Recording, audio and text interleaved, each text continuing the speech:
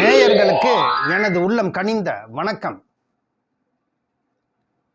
Sir, ஒரு நெருப்பு இருக்குதுனாக்கா அதை போய் தொட்டா சுடுன்றது அறிவு. தொட்டா சுடுன்றது அறிவு தானே. அப்போ தொட்ட பிறகு சுடுதுன்றான் பாரு ஒருத்தன், அதுக்கு பேர் தான் அனுபவம். அப்போ இனிமே நெருப்பே தொடக்கூடாது அப்படின்னு ஒரு பக்குவத்துக்கு வரான் இல்லையா, தொட்ட பிறகு. அதுதான் சார் ஞானம். ஞானம் தான் துன்பத்தின் மூலமாக கிடைப்பது தான் ஞானம். அந்த ஞானம் உடலையும் உள்ளத்தையும் வருத்தாமல் ஒருத்தன் வாழ்க்கையில் எதிர்காலத்தை அமைத்து கொள்ள வேண்டும் சார். அது எப்படி அமைத்து கொள்ள வேண்டும் என்ற விழிப்புணர்வு தான். ஒரு மனிதனுக்கு நெருப்பு தொட்டா சுடுன்றது அறிவு இல்லையா. அப்போ தொட்டு அதுக்கப்புறம் ஞானத்தை பிறகுதுனாக்கா அது தொடாமே விழிப்புணர்வோடு இருக்கலாம் இல்லையா. அதுதான் உடலையும் உள்ளத்தையும் வருத்தாமல் உங்கள் எதிர்காலத்தை அமைத்துக் கொள்வதுதான் உங்களுடைய விழிப்புணர்வு சார். இந்த கலியுகத்தில் மேக்சிமம் பாருங்க, இந்த கலியுகத்தில் பொருள் பற்று அதிகமாக இருக்கு சார். மனிதனுக்கு செல்வத்தை சேர்க்க வேண்டும் என்ற துடிப்பு அதிகமாக தூண்டி தூண்டி விட்டு கொண்டே இருக்கிறது. அந்த செல்வம் எப்படி வருது, எந்த வழியில் வருதுன்றதெல்லாம் கிடையாது அவங்களுக்கு. அந்த ஞானம்லாம் அவங்களுக்கு தேவையில்லை.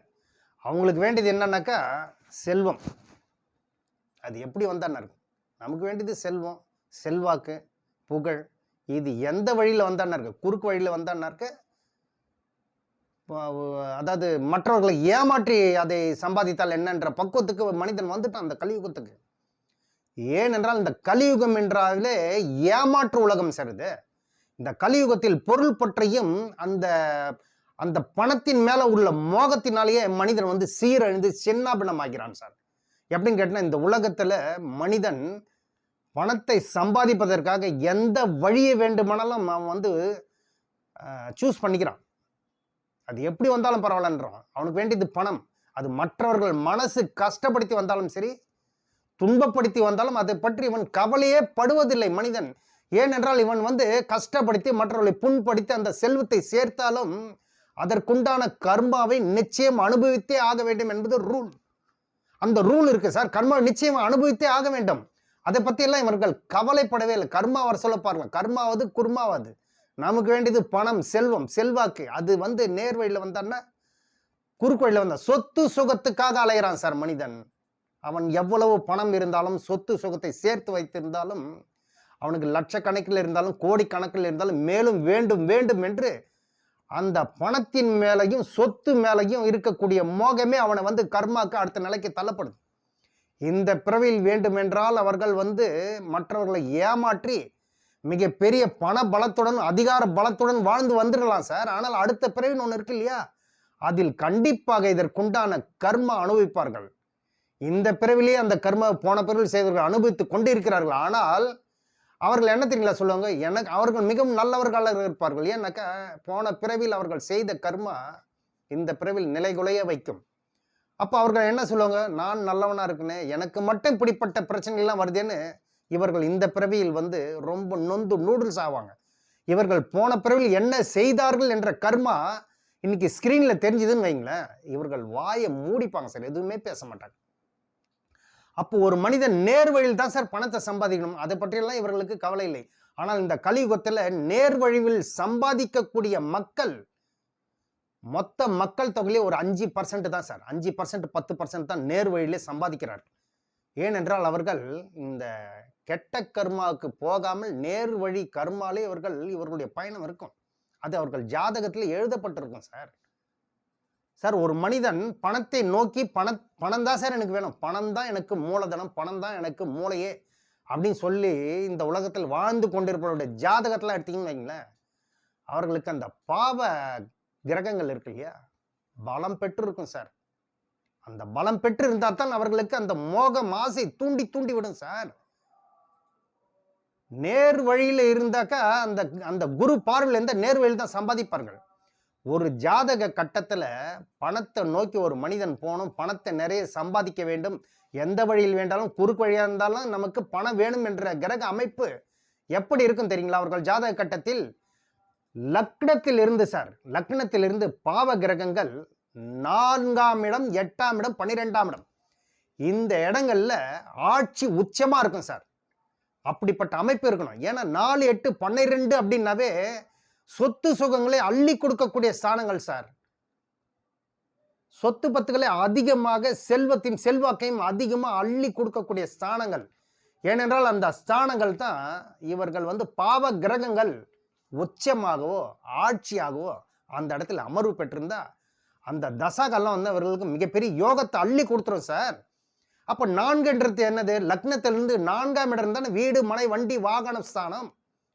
அந்த வழிகள் மூலமாக இவர்கள் சொத்துக்களை அள்ளி குவிப்பார்கள் சார். 8ஆம் இடத்துக்கு வீண் வம்பு வழக்கு அசிங்கம், அதை பத்தி இவர்களுக்கு கவலை கிடையாது. ஆக மொத்தத்தில் இவர்களுக்கு வேண்டியது செல்வம். அசிங்கப்பட்டாலும் அவமானப்பட்டாலும் அதை பத்தி கவலை இல்லை. நமக்கு வேண்டியது செல்வம், செல்வாக்கு, புகழ், இந்த ஸ்தானங்கள். அதற்கடுத்து 12ஆம் இடம் எடுத்து ஒரு விரய ஸ்தானம். சில விரயங்களை கொடுத்து மிகப்பெரிய யோகத்தையும் கொடுக்கக்கூடிய ஸ்தானம் சார் அந்த 12ஆம் இடம். மறைமுக பிசினஸ், மறைமுக தொழில்கள் மூலமாக, வெளியே சொல்ல முடியாத தொழில்கள் மூலமாக பல கோடிகளை சம்பாதிக்கக்கூடிய இடம் தான் இந்த 12ஆம் இடம். அப்போ ஒரு மனிதனுக்கு நிறைய சம்பாத்தியம் குறுக்கு வழியில் சேர்க்கிறது. குறுக்கு வழியில் பணத்தை சேர்க்கிறார்கள். மற்றவர்கள் வெளியே சொல்ல முடியாத அளவிற்கு பணத்தை சம்பாதிப்பார்கள். எந்த வழியில் சம்பாதித்தார்கள் இவர்கள் என்பதை இவர்களால் வெளியே சொல்லவே முடியாது. அப்படிப்பட்ட அமைப்புகள்ல இந்த கிரக அமைப்பு இருந்ததுன்னா 4ஆம் இடம், 8ஆம் இடம், 12ஆம் இடம் என்று சொல்லக்கூடிய அயன சயன சுக ஸ்தானத்திலையும் இந்த கிரக அமைவுகள் இருந்தால் மிகப்பெரிய யோகத்தை கொடுக்கும் சார். ஒரு எக்ஸாம்பிளுக்கு சிம்ம லக்னம் எடுத்துங்க. சிம்ம லக்னத்திற்கு 4ஆம் இடத்தில் செவ்வாய் ஆட்சி பெற்றிருக்கணும். அதுக்கப்புறம் பாருங்கன்னா சிம்ம லக்னத்துக்கு 8ஆம் இடம் என்று சொல்லக்கூடிய அந்த மீன ராசியில் சுக்கிரன் உச்ச தாரையில் இருக்கணும் சார். அப்படி இருந்தா இவர்களுக்கெல்லாம் செல்வத்தை வாரி வழங்கிடும் சார். 9ஆம் இடம் என்று சொல்லக்கூடிய பாக்கியஸ்தானத்தில் அந்த சூரியன் உச்சம் பெற்று புதனுடன் சேர்ந்து இருந்தாலும் இந்த புதாத்தி யோகம் மிக அற்புதமா செயல்படும் சார் இவர்களுக்கு. அதற்கடுத்து பாருங்க, இந்த சிம்ம லக்னத்திற்கு 12ஆம் இடம் என்று சொல்லக்கூடிய அந்த விரயஸ்தானத்துல சந்திரன் ஆட்சி பெற்றிருக்கும். இந்த மாதிரி அமைப்புகள் இருந்ததுன்னா சார் கண்டிப்பாக இவர்களுக்கெல்லாம் அந்த தசா காலம் வர சொல்ல செல்வத்தை வாரி குவிக்கும் சார் இவர்களுக்கு. சார் எனக்கு ஒரு இடத்துல தான் இருக்கு, உச்சம் பெற்றிருக்கிறேன், ஆட்சி பெற்றிருக்கேன், கண்டிப்பா கொடுக்கும். அளவீடு கம்மியா இருக்கும், அவ்வளவுதான். பட் இந்த 3 இடங்களிலும் பாவ கிரகங்கள் உச்சம் பெற்று ஆட்சி பெற்று அந்த தசா காலம்லாம் வந்ததுன்னு வைங்க, இவர்களுக்கு பணத்தை அள்ளி கொடுக்காம போக சார். எப்படி? நேர் வழியில நிச்சயம் கிடையாது.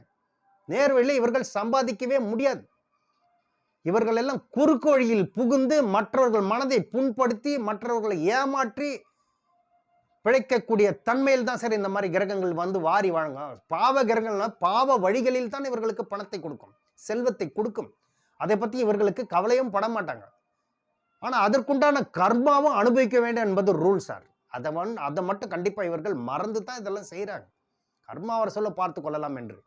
என்ன இருந்தாலும் இந்த பாவ கிரகங்கள் 4, 8, 12ஆம் இடத்தில் ஆட்சியாக உச்சமாக அமர்ந்திருந்தால் ஒரு ஜாதக கட்டத்தில் கண்டிப்பாக இவர்கள் மிகப்பெரிய லட்சக்கணக்கில் கோடிக்கணக்கில் பணத்தை கண்டிப்பாக சம்பாதிப்பார்கள். சொத்து சுகங்களை நிறைய வாரி வழங்கக்கூடிய இடங்கள் சார் இது.